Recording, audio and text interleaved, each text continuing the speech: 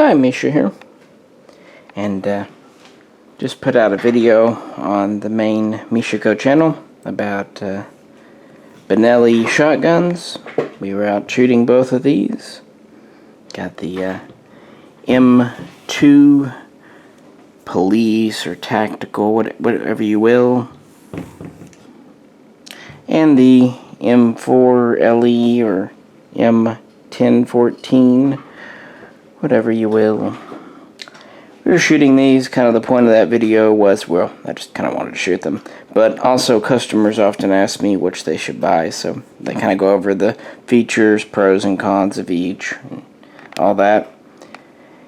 And for this video on the personal channel, I thought I would, well, be more personal and informal. That video was getting long enough, and kind of trying this format where we do the regular video review, and then I have kind of final thoughts and, sorry guys, final thoughts and just little anecdotes over here. Let me know how you like this kind of style.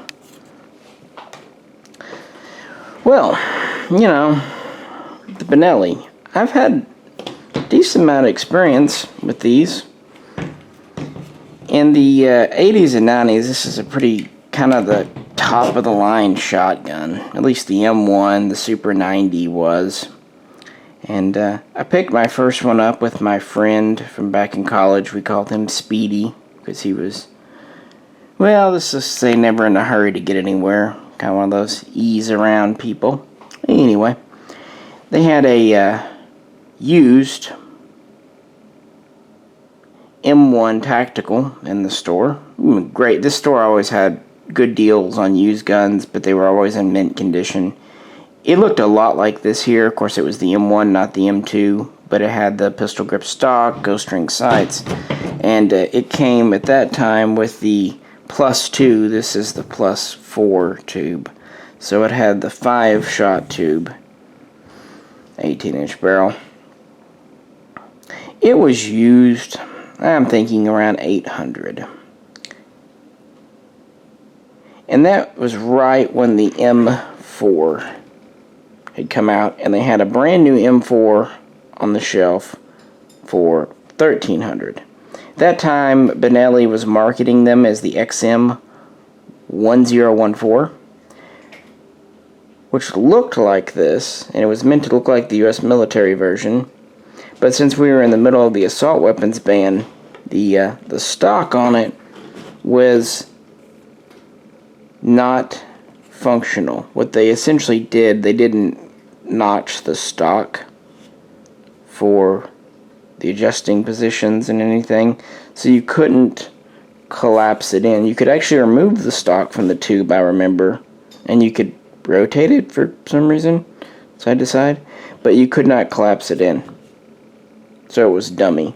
Also dummy, because of the assault weapons ban, was the extension here on the tube. This was dimpled in, so you could only get 5 shells, because the assault weapons ban only allowed 5 shells at the time.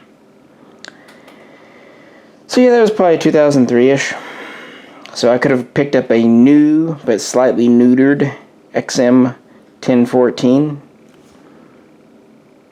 Or I could pick up a used M1 for a lot less.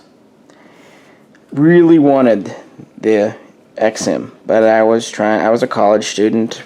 Would I have been in grad school at that time? No, I think I still would have been an undergrad. So I got the cheaper one. And so Speedy and I took it out to, well, my cabin. Our cabin out there on one of the rivers. I think a cat just jumped up. Kiki. Kiki. I felt the disturbance in the force. Yeah. Kiki. It's Seamus again. Anyway, so we took it out and we ran a bunch of rounds through it. And you can really bump some rounds out of a Benelli M1, M2. It is a fast cycling shotgun. And we were having a blast. Back then, we didn't have a ton of guns to shoot, and 12 gauge was cheap. So I don't know, we put a brick or two through it, that's for sure. Seemed great until we got up the next day and felt our shoulders. And I'm not going to say that Benelli's really kick you that bad, but it was noticeable. And so from that point on, it became kind of a joke between us about the Benellis. Boy, Seamus, you're just all over it. Say hi. Now go away. This cat weighs way too much. So he was always, yeah, you want to take out the Benelli? No, I don't feel like having a, aching shoulder for a week. Wasn't that bad, but So that was kind of memorable. Good gun. Had a few stovepipes with the light ammo, but good gun. I sold it off somewhere along the way, years later.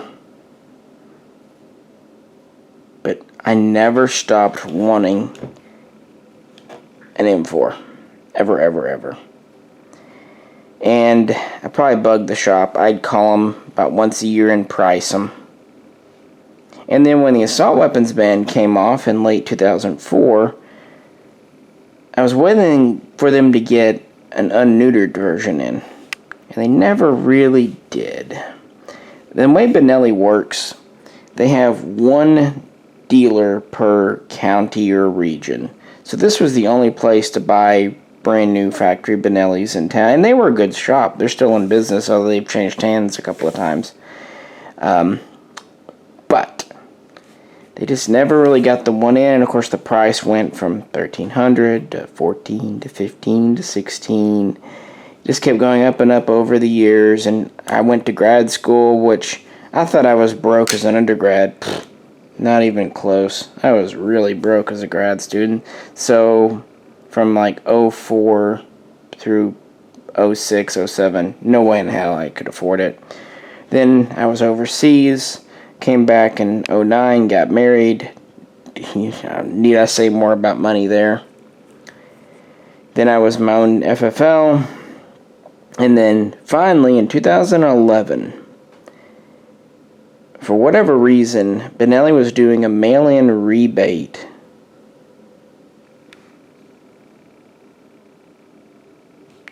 for Labor Day. Yeah, it was August, September. So, Labor Day. And it was a good mail-in rebate. So between that, which was a couple $100, and the fact that I had dealer pricing, I was able to snag one of these in 2011 for about $1,100 or $1,200. Didn't really have the money, but I did something. I don't know. I always seem to be like I can find the money when I really want something. You can always sell something or negotiate something, or if nothing else, just work extra hard, Got it. Of course, I've had it ever since, and love it. A lot of times after you wait years to get something, in this case 8 years, it may let you down after the initial new wears off. It wasn't all you'd hoped it would be, yada yada. Not the case with the M4. It was everything and more. The collapsing stock, the capacity, the just good durability, the ruggedness of it. And the reliability. As I said, my old M1 was pretty reliable, especially with, high brass stuff. But it would stovepipe occasionally on low brass. This M4 doesn't give a shit. It really doesn't. It'll eat it. You have to go ultra light, like pud loads for 6-year-old kids. And I mean that seriously. The only time I've ever seen this stovepipe was when my dad put these ultralight shells that he actually used for training. He was a shooting instructor at the time. He would use these ultralight 12-gauge shells for training young kids to shoot with. So they were just literal powder puffs. Even out of a lightweight pump like, say, an Ithaca 37, they were nothing. So I wasn't surprised at all they didn't have enough energy to cycle these. It didn't jam up exactly. Like I said, it just stovepiped. It shot it just fine. And Benelli advises this. They say for that kind of stuff, you'll have to probably manually cycle it. That's why it's a reciprocating charging handle. But that's the only time I've ever seen this thing choke. And it's had a good number of rounds through it over the last 8 years. I don't know how many. Well over 1,000. Maintenance is extremely easy. Most of the internals are either stainless steel or hard chromed. Bore is hard chromed. The metal is anodized where it's alloy, or phosphated where it is steel. It's just never given any trouble. So that's why I did the video on the main channel with this, just because I really like shooting these. Even now, I bring out the M4 at least a couple of times a year, which, considering all we usually have to do, says a lot. Very few guns get to come out consistently over the years. A lot of them kind of get shot 3 or 4 times and then put up in the safe for a while, and then, revisited on a slow day. But the M4 comes out quite a bit. Of course, I have the M2 here. I picked this up a few years ago because I did miss my old M1. And I found a good deal. I bought this used as a demo gun from a Benelli dealer. It was like $900. And it came with the extended tube and everything, so I figured for that it wouldn't hurt to have 2 Benellis. Good trading fodder if something ever comes along too, so why not? And it is very reliable. I would say I do like this M2 a little better than my old M1. The new pattern of handguard, the way it's more really concaved in, lets you get a better grip, which is good because this is a light gun, so it does like to kind of buck on you. So it's good to have that good grip in the front. This Ergo pistol grip that Benelli uses on pretty much all their guns gives you great grip in the back. And they've done a few other little tweaks, and this one does seem to be more reliable than the old M1. It doesn't give really any troubles. I don't think we ever had it stovepipe. We haven't put a lot of rounds through it. Maybe 300, 400.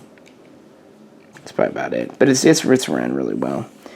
The flip side, it does have a little more felt recoil, but it is cheaper, and it is a lot lighter. It's about a pound and a half lighter than the M4. The M4 is not a heavy shotgun when it comes to semis, but it is a heavy Benelli, because this was beefed up for the military with thicker parts and a gas system. But for, more on the history and all that, check out the main Mishaco channel in this video. This is just kind of my stories. I'm going to say, just person to person, not being a dealer.